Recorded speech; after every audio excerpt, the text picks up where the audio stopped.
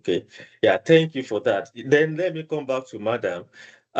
From your own perspective, how would you, advise women of your own, type, the kind of uh, cooperation support they should give to their, husband? Because we know, most especially when we travel abroad, most especially most of us from Africa, so many women say, no, this one is my money, oh, is your money is our money, and this is my own money. And if I'm supporting you, then you must pay me back on all that. So what would you have to, say to uh women, that's your colleagues out there?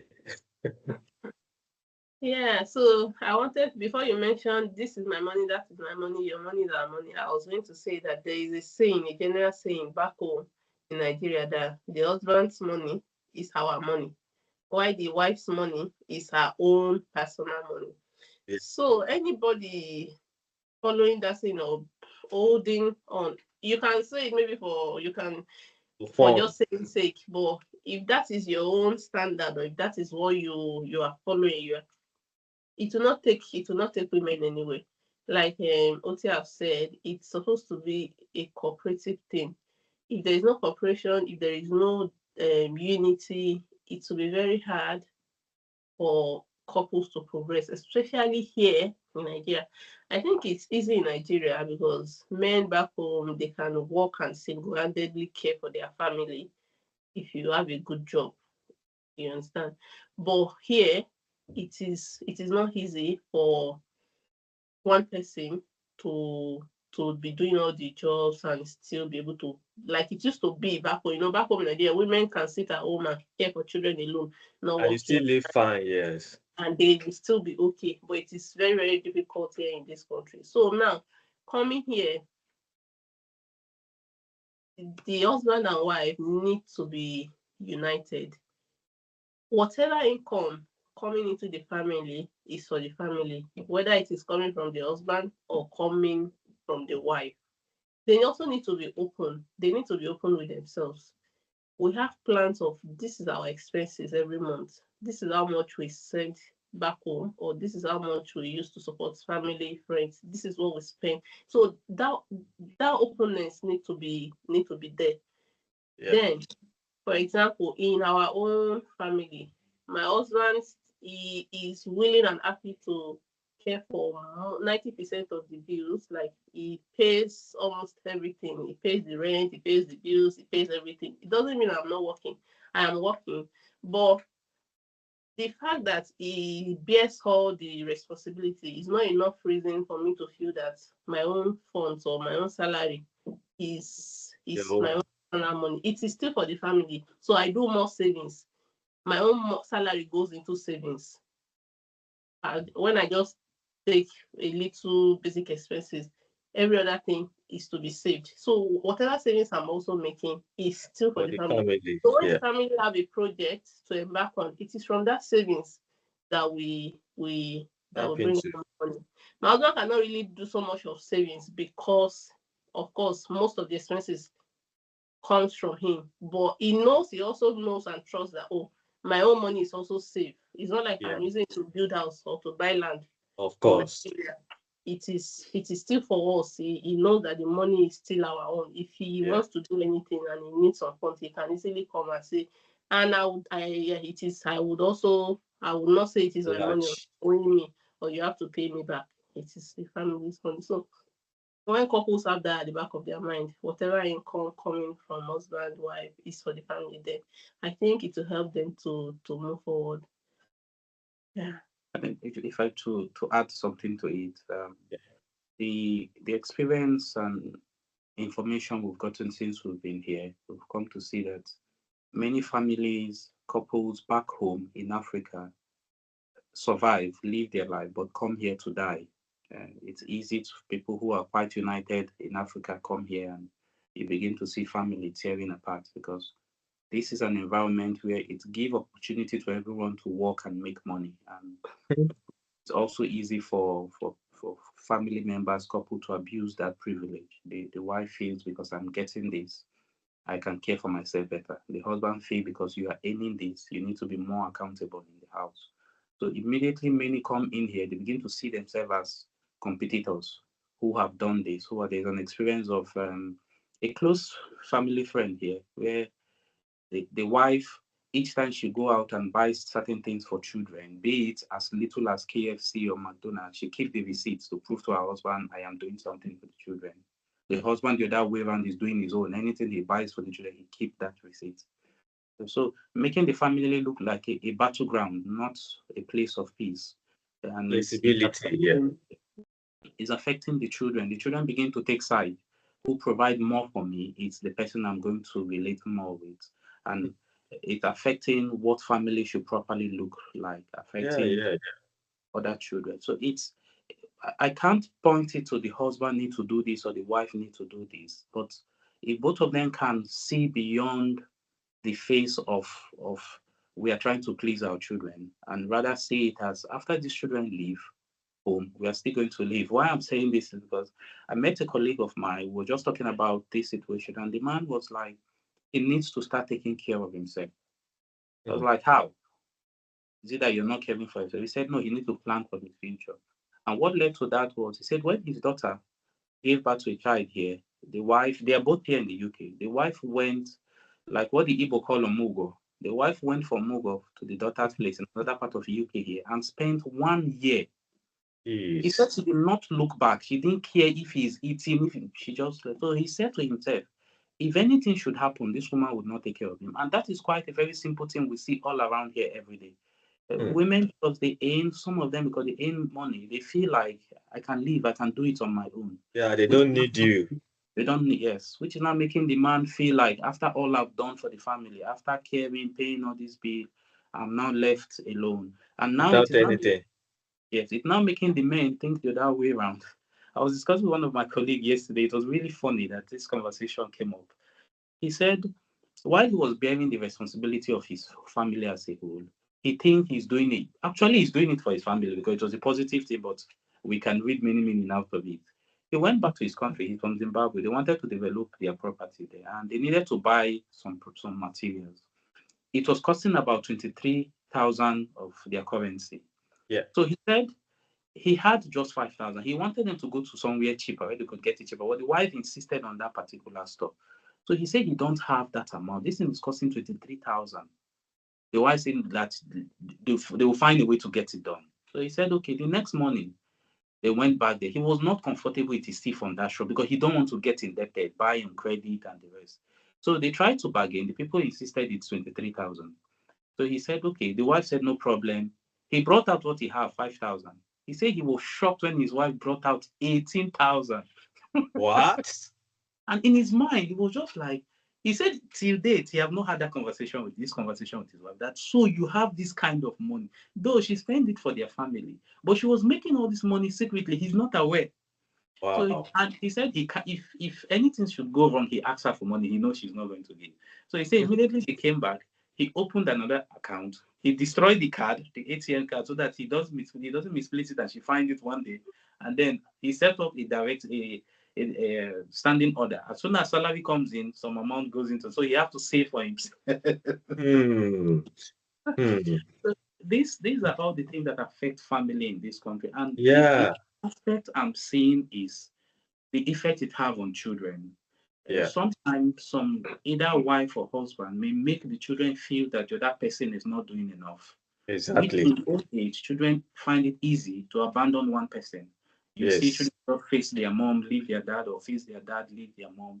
It could be misinformation from situations like this.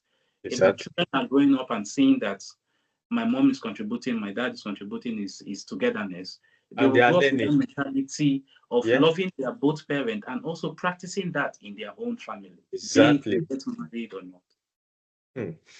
Yeah, I think this is a big lesson for everyone, either home or abroad. The most important thing is for you to think about the children, their future, and whatever you do now, they are learning.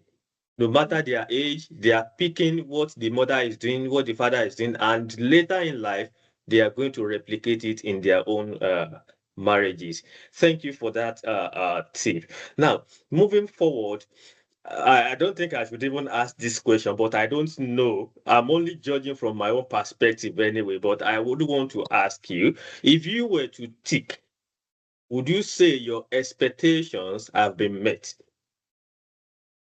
Coming from Nigeria to the UK, and that question is asking, did you have any expectation? And would you say those expectations have been met at this moment? Have it? Of course, of course. I would say it's the expectation is that my expectation have been dynamic in terms of it keep changing. Though before I left Nigeria, I was in the front of my head. Let me divide my head. In the front of my head, I had this expectation of life would go rosy, things will go fine. But at the back of my head, reality speaking, I know it can't just be fine. At least we have to pass through some hurdles before things get okay. And like I said earlier, belonging to an international community of my religious group helped me to tap from people's resources in terms of people who have relocated maybe for job sake, for family life sake. There is a platform where I was able to get this information of what their experience have been like, what are the challenges they face, and how they overcome them. So that have made me to be quite realistic from the onset that I know I'm going to face this kind of challenge, especially you're going to a place where the culture is different, the weather is different, the food is different, lifestyle is totally different. And remembering that I am moving from an unorganized environment of my country to this very formal place where everything is there is that. In fact, when we before giving birth to our children, a friend came and told us that hope we had car seats carrier for baby seat carrier for children in the car. Yeah. And while I was like trying to think about how to go about it, this man is a British, he's a white. He told me that I should get myself ready, that this is a country that have law on almost all everything. That in every aspect of your life, there is a law for it in this country. So there is nothing you can just let me do it the way I feel. No, there is formality, legality for all those things. So that is also a kind of what I never expected. And coming from an unorganized, if I would use that word to describe Nigeria, a less formal environment, let me be that Yeah. polite, to this very formal environment. So the crossover was not so easy. It was not totally what I expected. But with the passage of time, with resilience, after what we've gone through, it made us feel like we're gradually landing where we expect we can be. But why I say my expectation is dynamic is I had always wished I would support my family members back home much more better, give them a very reasonable lifestyle, owing to the fact that apart from even caring for me while I was much younger, supporting me in education, not just my parents but my sibling as well. I still owe them some form of gratitude for their support when I was coming down here. Some of them sold property or wanted to buy property. When I told them I'm moving, they gave me the money. Wow. So different ways they supported. So I had it in my mind, and that was part of my expectation that if things get all right, I'm going to see what I can do to support them. But still on the dynamic aspect, the economic situation in Nigeria continued to change, continue to, Yeah. if I would say, go from bad to worse, which is also making it difficult to meet their need, be Yeah. it wise, be it economic wise. So while we are gradually settling down here, it's still difficult to meet some of their challenges back home. Mhm. I it, it's a situation that my sister changed her job back home because it wasn't paying so well. She got another job a little bit far from her house, and shortly after then, that was when the fuel scarcity issue came up. So Wow. you're trying to save by getting a job that pays better, and then cost of transportation is taking more than 70% of what you're Yeah. earning. So it's You're, obvious nothing is changing. in fact, you're getting worse. Hmm. And it's easy. Family members will always look up to their relative who are overseas to help, whether we've settled or not. Yeah. Because of the mindset I already had, I want to assist. Sometimes it makes me feel very uncomfortable, crack my head. How would I do this? How would I do that for this person? And on how will I put it? Unfortunately, things got more worse late part of last year when my elder brother was kidnapped. So that worry continue to change. That I wish I can help these people better is still not being achieved. I hope it get achieved soon anyway. Definitely. Our human wants of today say is unlimited. So we continue to but we still have to, like, thank God for where we are. We are not where we used to be, and hopefully it can always get better. Now let's change, let's move away from that. Now, if you are to compare Nigeria and where you are now, what comparison would you say you want to make? What are some of the, like 1, 2, 3 biggest differences that you've noticed that you want viewers to take note of?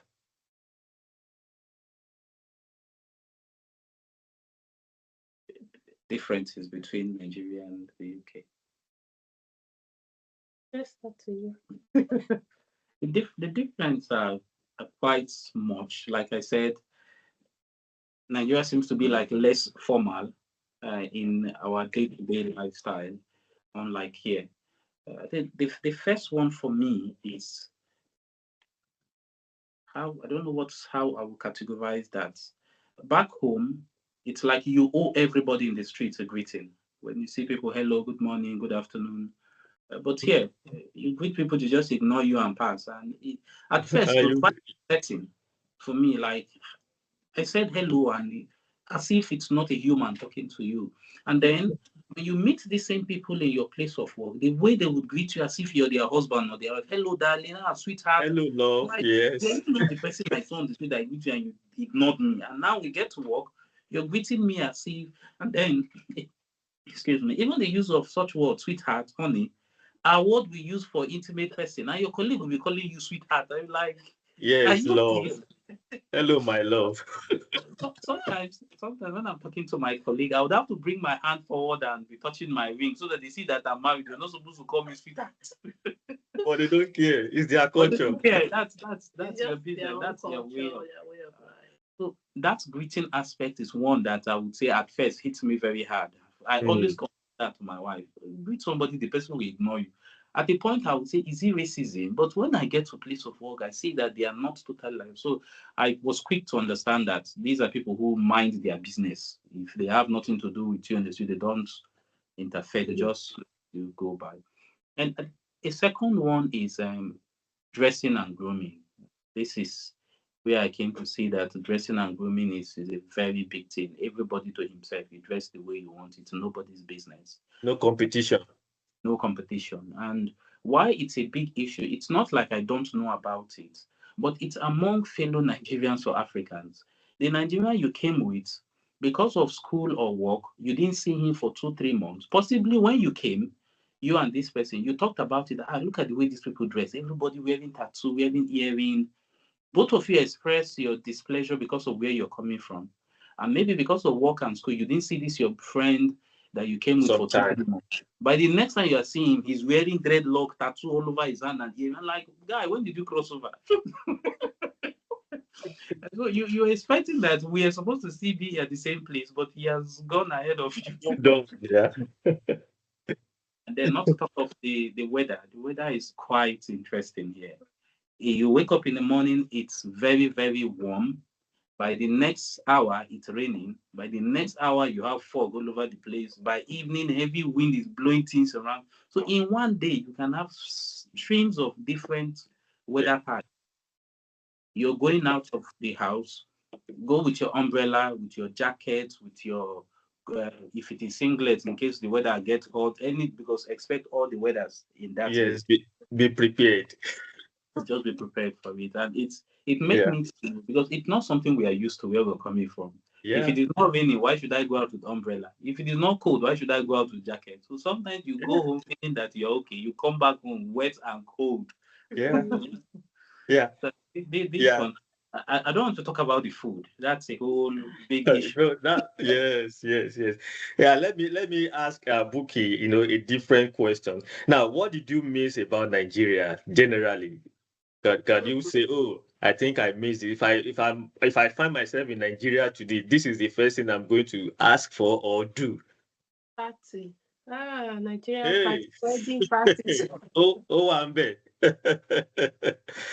I've missed one there. I've missed Nigerian parties. Like, back home, regularly you will see one wedding to attend or the other. You will go and Absolutely. go and eat, you go and feel fine. But here, I've been here going to 4 years now. There is nothing to Party. attend, wedding, no party. So I've missed that about Nigeria. Then, most importantly, I miss association with friends, with families, with that association. It looks like Yeah. because we are here now, it's kind of create like a distance. It's not like we wanted to create distance, but the way of life here is making it difficult for you to always reach out to people because of the work and you understand the lifestyle, the way of life here. It's kind of difficult. You're always busy. You're always having one thing to meet up with. You're always having one thing or the other to do. Apart from that, childcare and all. So Yeah. I've missed association with friends. I've missed Nigerian food too, although we still eat Nigerian food here, but there are some that you will not be able to get. Yeah, there are You have to some improvise. that you will have to improvise. And that Nigerian thing that you can just be on the street, go and buy something. They sell food there. Just go buy maybe akara, buy fried yam, buy on the street. And You can't really as you get it walk here and eat. Yeah, you can't really get it. So sometimes say here when you go out, that Nigerian thing when you're outside, you want to buy snacks. The only thing you can get here is chips and fish and and fish chips. There is no variety. In Nigeria, if you're on the street, I'm outside, I'm at work, and I didn't come with food, or I want to buy, you would have variety of things You to see Mama Puts. to buy and eat. So here, the highest you can get is fish and chips every day. Like that is the only thing you can find on the street. Yeah, so that is what I missed. Yeah, that made me remember, there's a friend of mine whom I helped, process admission to Sweden back there, I think in 2020. And, I was in Nigeria. This guy moved to Sweden. The first day, the guy called me. I was in my office. He said, "Oh, say Niyi, please, there's no Mama Put here." I was just laughing.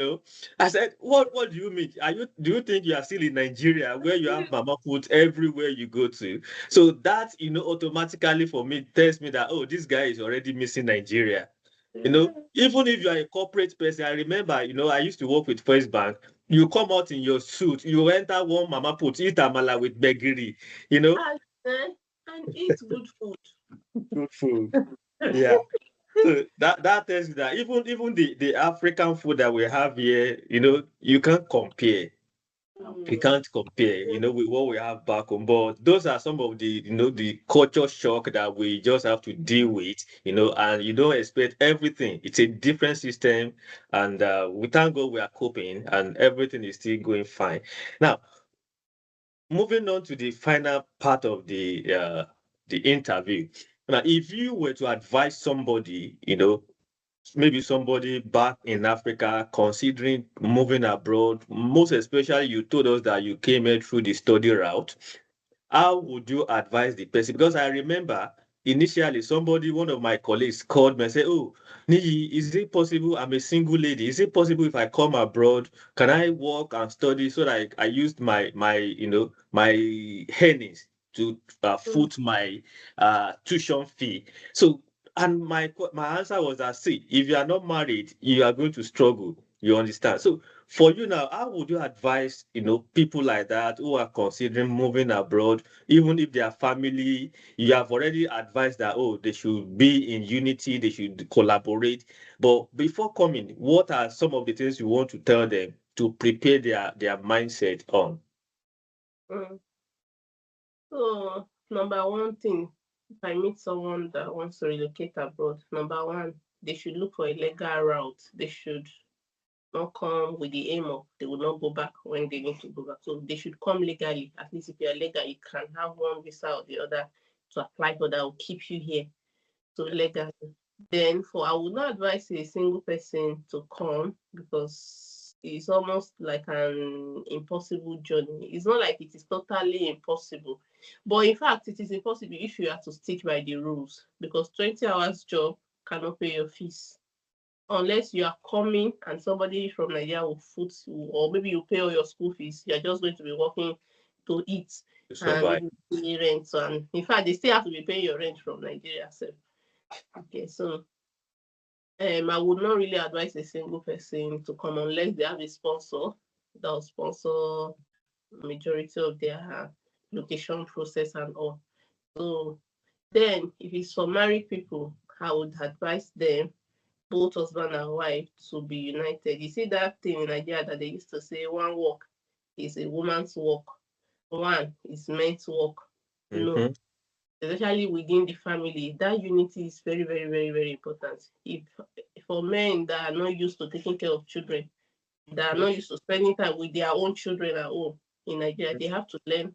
They have to start practicing it from Nigeria before, because if not, they will have problems. Yeah. That's what they're using to cheat us. When it gets to cooking, cleaning, spending time with children, yes, you need to be part of it. But when Bob in your house, light bulb died, to change it, to tell you that, are you not the man? It's your work. It's, in fact, why I'm saying it, though, this is just on the funny side of it. Yeah. I get that. I remember some times ago when I can't recall what happened, that Buki had to drive out and there is no fuel in the car and she needs to buy. She got to the filling station, called me, hey, where is the tank of the car? This was over a year we've been using car. Which side is the tank? How do you open it? How do you pay when you finish buying? And look at it. They're telling us that we should support in caring for children. And that is why I was at home. I was supporting caring for children. And then to buy fuel become an issue. So this information is both ways. Why the man is trying to cross into the woman's corner, cooking food, caring for children, and positively, that is also for the man's well-being. I remember recently we talked about it myself and Buki, that there was a time I was saying that, okay, just stay home, care for children, let me do the job. And she was like, yes, you can, but it's going to tell on your health. Working 12-hour shift almost every day to get enough money we need, definitely it is going to tell on your health. So we just need to create that balance. I need to come back home to care for the children and rest while she step out of the house to do some of those things, earn money for the family. So health-wise, we're balancing and complementing each other. It also gives her the opportunity to know some of those things the husband is doing. If anything goes wrong, she'll be able to carry on, not now trying to start. She knows how to run the family, buy fuel, go. Buki is not the type who like going out for shopping to buy things. I do much of that, but when the road is changing, she have to. And if we look at it as a woman, she is more economical than myself. She knows where we buy certain things cheap. I go to African stores to buy things like vegetable to cook, but she found out that Arabian shop are cheaper, even if that is not patriotic to the African brother. For us. The goal is we have to save money. Because at the moment, the economic challenges is equally growing as it is back home. It is becoming difficult here as well. We are now experiencing from yesterday, the 25% on importing goods from America take effect in UK, 10% on I think I saw the news too, yeah. So it is now affecting the UK that the government is now talking of tax increment again. Cut down on certain, recently school, the nursery my children go to, they had to increase their fee because government funding to education is reducing. So it's affecting all around, which we need to cut down, and it's going to affect our African brother. We may patronize them less. But notwithstanding, if both family can come up to, both person, husband and wife, can complement each other when they be. The kindness too is very important. Reasonableness. Some people are not reasonable. Be polite to your partner. Even that it is your wife that used to wash the toilet, or she's the one that used to cook, and today because she's tired, you cannot step in to do the cooking because it is her work. No, reasonableness. When you feel that social person needs support, needs help in one aspect of it, be willing to come in. Don't be responsible. Flexible. Exactly.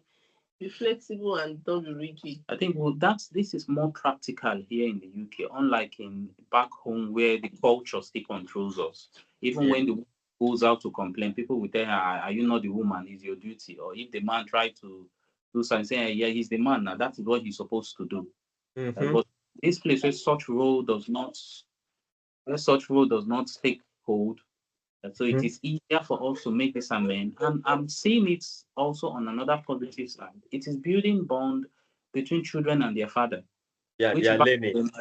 I remember when I was much younger, playing with some of my peers, we're playing football in the street and we sight our fathers. Man, that's the end of the game. Everybody take off. You run. We run away because we grew up in fear of not just respect, fear of our fathers. But here, children you are their playmate. You're the one they play with. They come to call you out. Daddy, I want to do this. My little daughter, as young as 3 years, will be arguing with me. Daddy, no, I need this. I need to, and I have to interact with her. So it's building that bond the other way around, that you see children, their fathers are their closest pal, unlike two of our mom is our mates. That they are together. They are always together. Our dad is our boss. But here we are our children playmates, and the conversation with children are quite healthy here than what it is back home. So even back home, this cultural difference is now affecting people gradually there because of globalization. But some men are still taking it a bit difficult. I can't adjust to such kind of a thing. No, why would I be negotiating with my child? I should give authority. So, and which also go a long way to affect the father-child relationship in later years. Yeah. We hope we get it all right someday, if possible.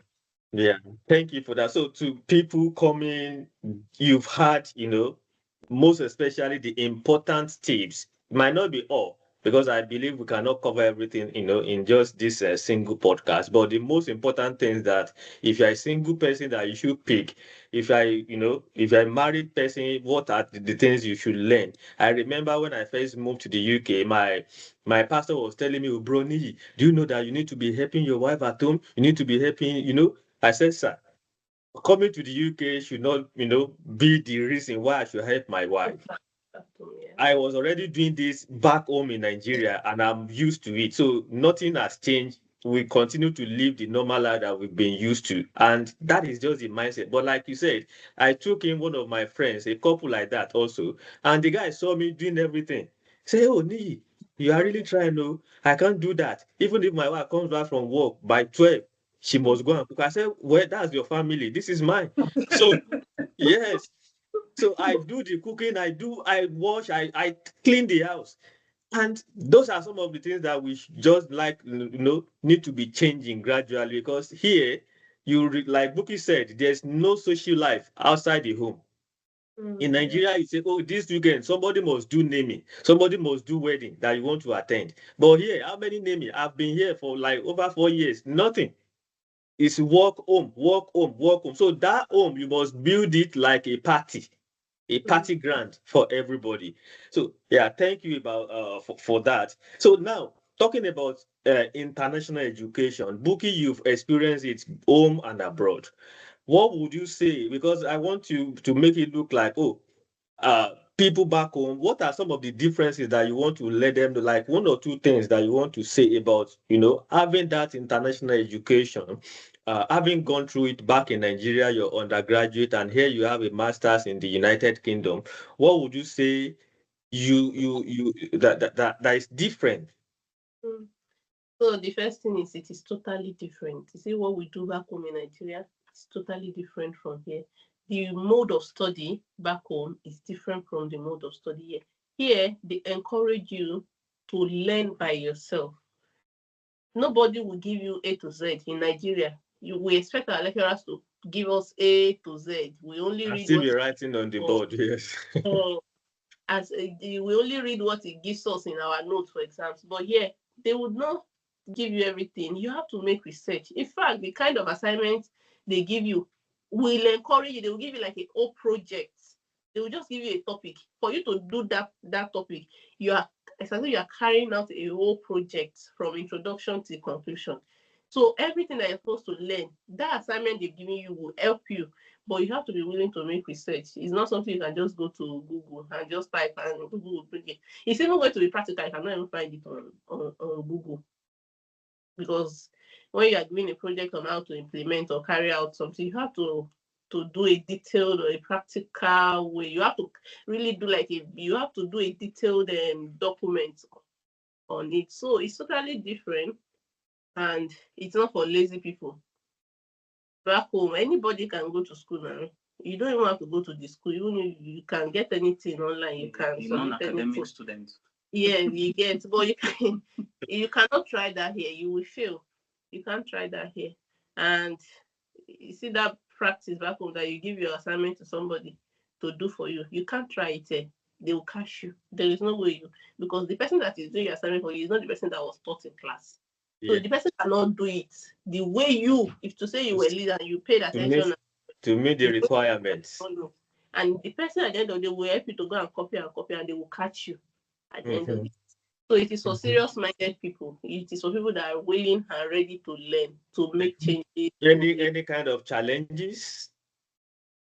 Yes, the challenges I had was not so much detailed classes like I am used to.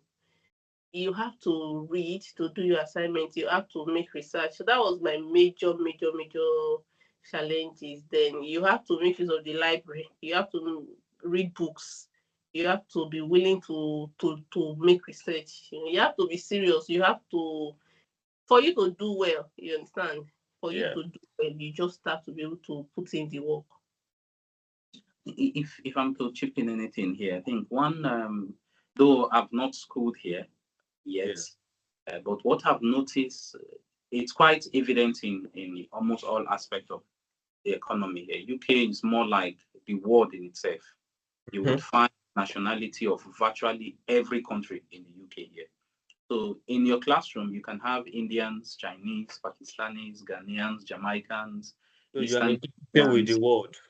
And you have to know how to communicate effectively with each of them because they all have their different communication style. You're talking to Indian, you need to listen very, very well. You're talking. We know why we're laughing. Because sometimes you speak, an Indian speak English to you, you need a translator who will translate it from English to English for you to understand. So when you meet a Chinese, you get the same thing. You meet a Jamaican, you get the same thing. Other Africans as well. So your communication skills change. It's developed on its own. And that is one good part of their education here. You'll be able to, sometimes I remember I and my wife might be listening to somebody talking and I'll be laughing and she'll be looking at me like, what is this person saying that is making you laugh? But she don't understand what this saying. A lot of conversation, that was one of my challenges. But when they're like, we'll get back home and I'll start to translate what's the English that person spoke to her in English. And that also translates to your work life because those are the same category of person you meet in your place of work. Because you've done group work with these kind of people in school. When you get to work, it's easy for you to work with them. It becomes something happened not long ago in my place of work where we needed assistance to care for someone. And this particular guy, an Indian, just stood there and was looking at us. He was not taking part. He was not supporting. He was just looking at us like he don't understand what we are doing. So some other colleague became unhappy with him. They were not happy. They had to go and report him that look at what this guy did. He wasn't supportive and the rest. And I was there when they were reporting. And the first thing that just came to my mind is, are you sure you understand what you people are saying? Yeah. You understand what you're doing, but don't understand what you're saying. You're trying to tell him, do this, hold here, do this. And he's not getting it because of where he's coming from. So that quickly made the person in charge to call him and ask for that question. And that was very clear. He wasn't understanding what we were saying. And it was because when you spend time with these people, it will be easy for you to understand why people react in certain ways. And that is an education of its own. Yeah. I grew up in northern Nigeria, so I would say I see some of these things where people from the south who come for either NYSC or other things, not understanding the way a Hausa man live his life. The struggle, yeah. You begin to feel like this person is just stubborn on his own, but because he's not understanding you, you have some level of exposure which he don't have, or his type of exposure and yours is not the same. So that is one strong aspect of the UK education that I'm saying. While my wife will be doing her assignment, discussing with her colleague, I think I noticed that what you learn yourself stick with you. Because Mm. when I see the way they do their work, and later on, that was much of what helped my wife. Because if not that, the process of being out of school because of childbirth, one reason or the other, if it were to be Nigeria, she would struggle a lot. But because she studied these things on her own, it was easy for her to put it to writing. And lecturers will not mark based on what they give you. Like Yeah. we experienced back on where lecturer will tell you, is this what I give to you? Word Copy for and word. paste. Here is So not that's copy an and paste. It has application to of what be they taught you, how you how apply you it, apply what you've been taught. which open your mind more, and it make it easier for you to see how things work. In I, different forms, yeah. I remember when we got a letter stating that there are certain kind of infection that is spreading around, and if you see this, that, report. It was easy for me to understand where that thing was coming from, that could possibly be an outbreak of maybe some people have now started practicing open defecation. So it was easy for me to understand, okay, because of this is what is resulting. Which, if it were to be back home, we'll begin to say, government are looking for ways to chop money now. They are trying to do this. They want to increase budget and the rest. And that's from this style of education. I wish it can be replicated back home. Wish. We all wish. So now looking at it generally, let's say, oh, you have the opportunity to take back the hand of time. What would you wish you had done differently? I think I would have been more prudent with spending. The reason is because I'm not looking at it like that is going to make me more richer, but that is going to make me not to struggle so much. Because I've come to find out that this is a place where you work smarter, not harder. Yeah.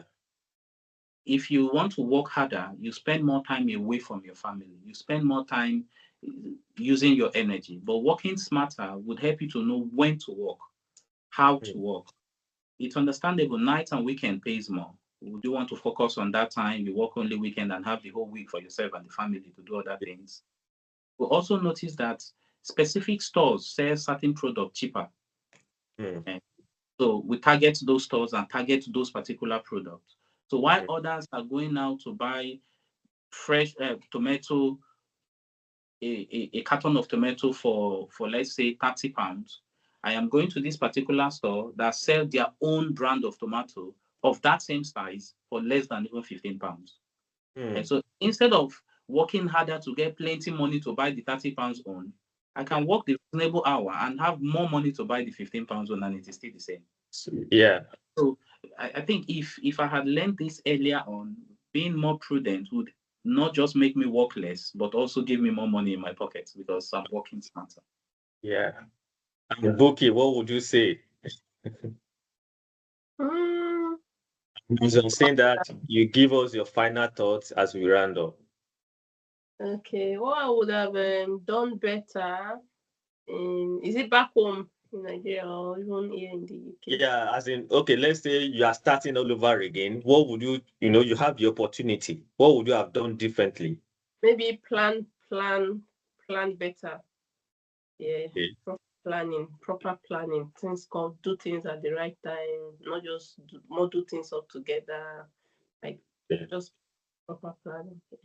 Yeah, and your final thoughts, your advice to people watching us, people who might, have the opportunity to see this video. What would you tell them to So my final thought is I will first of all say thank you for watching this podcast to this point.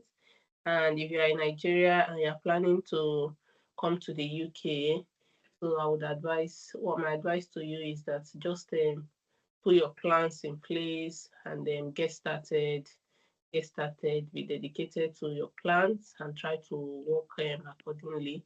And if you're a married person, if you're a couple, you're a family, I would advise, if you've not been doing things in unity with your partner or your spouse, both of you should try to start practicing that unison, that's doing things together, making decisions together, reasoning together, and then doing things, planning together, because it helps a lot. It will help you achieve faster and better. And if you are a family or that you are angry with your spouse, maybe you've had issues and you are coming to the UK, I would just advise you to let go and start afresh, because if you come with those grudges that you have in Nigeria, it will just break the family when you come in. So if it's possible, both of you should reason together, sit together, start afresh again, and start practicing doing things together, loving each other, being kind to each other, being reasonable. It will help you when you come in, instead of quarrel from one quarrel to the other. If that is how your family have been, it is not too late. Just try to start all over again. And I wish everyone all the best. I wish you a good journey. Even if you're not relocating to the UK, you are still going to be in Nigeria. Wish you I wish you all your good wishes. Yeah. Thank you very much. And to Mr. Oti, any final words from you? Yeah, my final word is basically people want to move from one place to the other to improve their standard of living. Globally, situation is changing and changing very fast, be it economical, be it in terms of natural disasters. So what I have to say is, in any situation you find yourself, any country you find yourself, any place you find yourself, each location have its unique challenges. There is no heaven on earth. There is a saying I heard before coming to this country, and that thing really helped me prepare my mind. It says that you don't need to be in UK to be okay, because help come from above, not abroad. So just prepare your mind that any place I'm going to have its unique challenge. Prepare yourself for challenges. Those in Nigeria admire we here in the UK, but they don't know the kind of taxes we pay, which leave us broke at the end of the month. Yeah. If not because of the exchange rates, so many of them have better savings than we do. It's just the exchange rate that is keeping us. So of course, don't admire whoever is the other side of the bridge. It always look greener from where you are. You're looking off, you feel that place is better than where I am. It is when you cross over to that place, you begin to see the other side of it. Some friends who want to relocate would ask, how are you feeling? What is going on there? And when you try to tell them reality, they will tell you, if it is that bad, why didn't you come back? yeah. So when we are telling people, we keep those information. By the time they come here, they'll begin to tell, why didn't you tell me everything? If I told you everything, you ask me that, why didn't I come back? You say I'm trying to stop. Exactly. Whatever we want to do, be it relocating, be it finding a job, every job has its own unique challenges. Be it moving houses, every house has its own unique challenges. So just prepare your mind, because there is no heaven on earth. We just have to deal with each situation as it comes. Thank you very much for this opportunity. My pleasure. Thank you very much to the Otis family for granting this interview. I really appreciate the time you've taken out. I know it's not easy, the family, children and school runs. So I'm very, very, honored to have you on my podcast today. And I wish you all the best. Thank you very much.